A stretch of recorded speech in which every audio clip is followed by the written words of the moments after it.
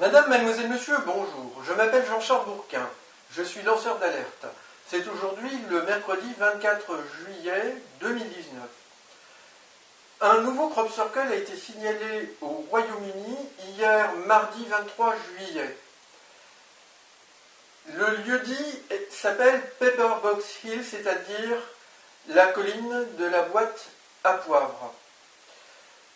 Je souhaite tout de suite vous dire que lorsque j'ai vu des photographies de ce nouveau crop circle sur le site internet spécialisé que je vous invite à visiter, cropcircleconnector.com, j'ai réalisé que cette formation ressemble très fortement à celle que j'ai commentée dans une vidéo que j'ai publiée sur mon autre chaîne Jean-Charles Bourquin, une vidéo qui a été publiée avant la réalisation de ce crop circle.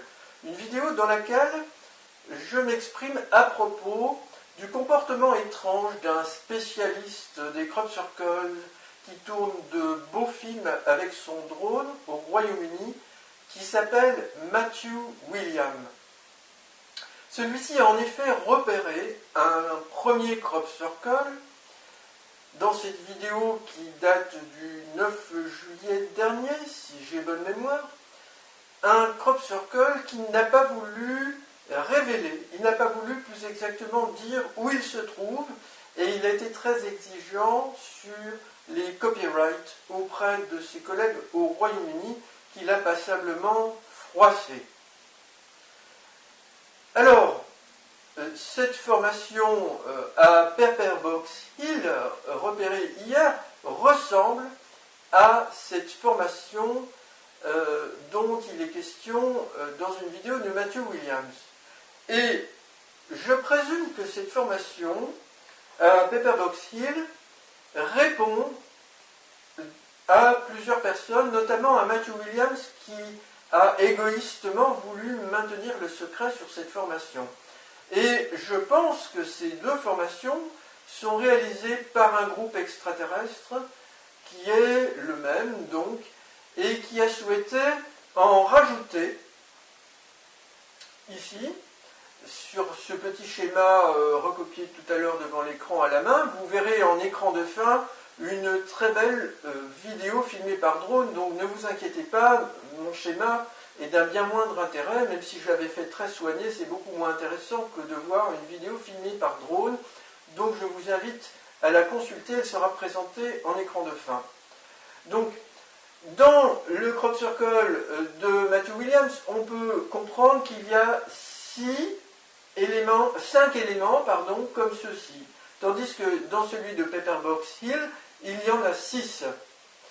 Alors, je pense que ces deux formations font également référence à la vidéo que j'ai publiée le 21 juin dernier pour expliquer comment faire un crop circle sans marque au centre à l'aide de cordes. Il faut que des personnes se placent de part et d'autre et tiennent une corde ici selon un diamètre. Mais pour ne pas laisser de traces, elle marche dans les traces de roues laissées par les engins agricoles. Et deux autres personnes vont tenir chacune une corde articulée au centre, maintenue fixement, et vont tourner pour réaliser une première empreinte du cercle qu'il faudra compléter ensuite de façon classique avec la planche et les cordes. Cependant, j'ai expliqué aussi qu'il faut utiliser des ballons éventuellement si les cordes sont trop pesantes pour éviter d'abîmer les plantes, particulièrement si on fait un cercle beaucoup plus grand. Un tel cercle a été observé dans un crop circle que je considère comme d'origine extraterrestre, dont j'ai parlé dans des vidéos précédentes. Il a été signalé à Avebury Manor en 2008. Alors, ici, dans ce crop circle à Pepperbox Hill, il faut noter ces cercles qui, eux, sont plus petits que celui que je viens de vous montrer et sont réalisés au milieu des bandes de plantes non cultivées, et il y a un point d'accès ici qui peut être ces sinuosités qui sont réalisées avec énormément de régularité, ce que je n'ai pas bien fait. Donc, pour les construire, ça n'a pas l'air très simple à faire par des êtres humains. Il faut énormément de techniques, et je ne pense pas qu'on puisse réussir une telle formation du premier coup parfaitement sans erreur. Il y a beaucoup de crop circles cette année en France, et beaucoup d'entre eux comportent des erreurs de réalisation, des maladresses. Alors, je souhaite dire qu'on pourrait imaginer aussi l'application d'un cerceau très grand. Ce n'est pas facile de trouver des très grands cerceaux, de les faire fabriquer, il faut encore les transporter en champ, ou des cerceaux éventuellement avec des parties amovibles, remontables. Il faut les poser dans le champ, il ne faut pas abîmer les plantes alentour, c'est vraiment très compliqué. Ou les poser par-dessus, mais ensuite il faut pouvoir les retirer, et puis il faut faire des tracés très propres, très nets, je dirais.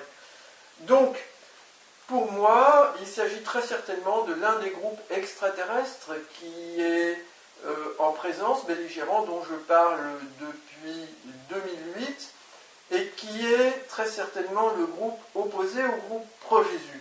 Mais encore une fois, je constate que ces personnes jouent avec les limites et avec différentes significations, parce que ici vous avez des formes qui peuvent ressembler aux fameux ballons dont je vous ai parlé, hein, avec le fil ici qui se tord selon les oscillations de l'air, et puis ici on aurait le ballon. Mais vu de profil, ces cercles ressemblent à des ellipses, et soudainement on croirait deviner éventuellement un spermatozoïde.